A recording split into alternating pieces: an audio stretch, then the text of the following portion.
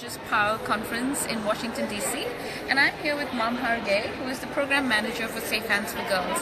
So MamHarr, can you summarize for us what you said in the panel this morning on women's rights or human rights?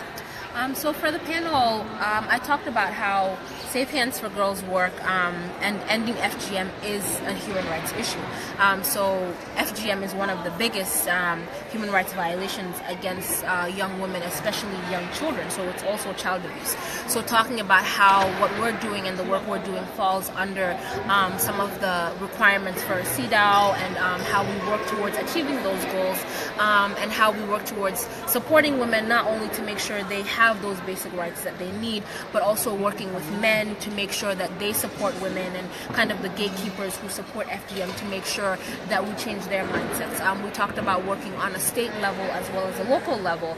So as an organization, we work on the grassroots level. Our organization is a survivor-led nonprofit organization. So our founder is a survivor of FGM as well as child marriage. So she has that background and that expertise and that personal experience that gives her the ability to connect with the women that she works with on the ground, especially in the Gambia, where she's originally from. We work here in the U.S. as well as different parts of Africa. So utilizing that grassroots level as well as on the state level.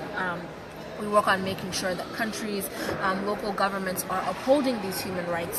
So having the government, for example, of the Gambia, we talked about that, banning FGM about 2 years ago. And a lot of other countries have banned FGM, but not just having a ban, but making sure that on the ground we're working to make sure it's being implemented. All of those things contribute towards making sure that we're just not talking about the human rights, but that we're working towards achieving those women getting access to those rights that they deserve. Yeah. So in our conversations with you when you were a grantee for Dining for Women, what impressed us most was about your work with young people. Can you expand on some of the work with young people? So our work with young people is very multifaceted. We work here in the U.S., as you know, in Atlanta, as well as in the Gambia. So we have different approaches. In the U.S., we have more of a mentorship program with girls in Clarkston, Georgia, which is a resettlement hub for refugees. And we help support them with their transition, with getting access to education, teaching them about FGM, because when we went into the community and did a survey, we realized FGM was an issue because it's happening in the U.S. under the table, but it wasn't the only issue. There's so many other issues, the poverty in those communities, the lack of support, the girls, coming here and all the bullying and finding their self-identity. So we, and kind of an advantage that we have at our organization is some of us are somewhat young, so we can relate to the girls. So them seeing a girl that's a bit older from an African background like her, it gives them that, motivation, and we can talk to them about the issues that they're dealing with that they can't maybe talk to their school teacher in an American school because they just can't relate. In the Gambia, it's very different. We have girls there who we have more of a focus on FGM because they don't have as much of the identity issues as they do here in the U.S. So teaching them about advocacy, teaching them about their rights, because a lot of them don't even know, and teaching them what FGM is and how it affects their health. And then we've seen that they then go out into their schools and start things like school clubs to teach other girls, and you see the word spreading, and not just girls but even young boys getting involved. So there's a lot going on with the youth, and that's very exciting because they're the next generation that will make the decisions to choose not to have their girls go through FGM. So we're very excited for that, and they're a group that we really focus on.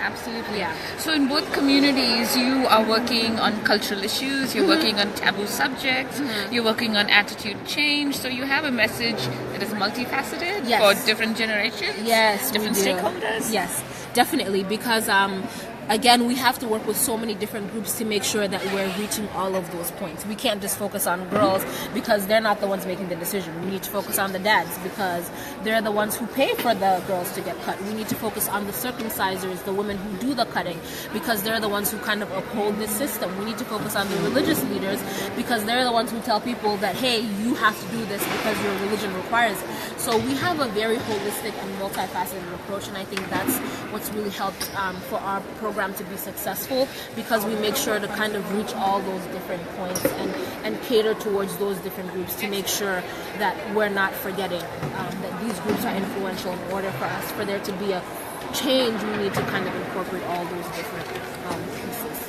Yes. So before I let you go, can you talk more about what is your global movement? You're working with the African Union.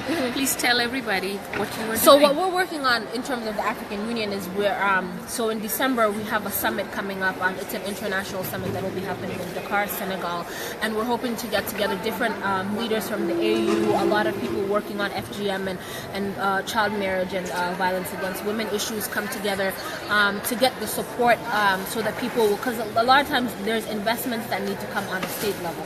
Countries need to decide that we're really going to, pull together and stop this on a national level. So getting those countries and those key players to commit not only, verbally, but also make sure they put money behind it in their countries. There's 50 countries in the AU, different African countries, and most of them already have a ban, and there's 6 remaining. So we're hoping that at this summit, the last 6 of those countries will choose to have a ban. And we're also just working on having a greater women-led, African-led movement on this, fighting against FGM. So we also have the Big Sister movement that Jaha and a lot of other women working on FGM have put together. So women from Kenya, Somalia, Sierra Leone, Nigeria are all coming together to form this leadership group where they, share practices and share knowledge and pool in resources to then implement programs in their own specific communities. So it's very exciting, and of course the support that we've received, from Dining for Women has made our work so much better. And not just the support financially, but the care that you all have for the work that we do, and the fact that you're so involved in coming to like our CSW event and really wanting to know what we're doing. That's the huge difference, and having this relationship with your grantees where you're in touch and wanting to know what's going on and giving feedback. That's really amazing, and we really do appreciate it. We're so happy to be here. It's always a great Well, we're time. so happy to be with you and your work. Thank So you Dining so for much. Women is very supportive of your work. We wish you the absolute very best Thank and you so success much. in everything you're doing. Thank you so much. You're welcome. Thank you, ladies.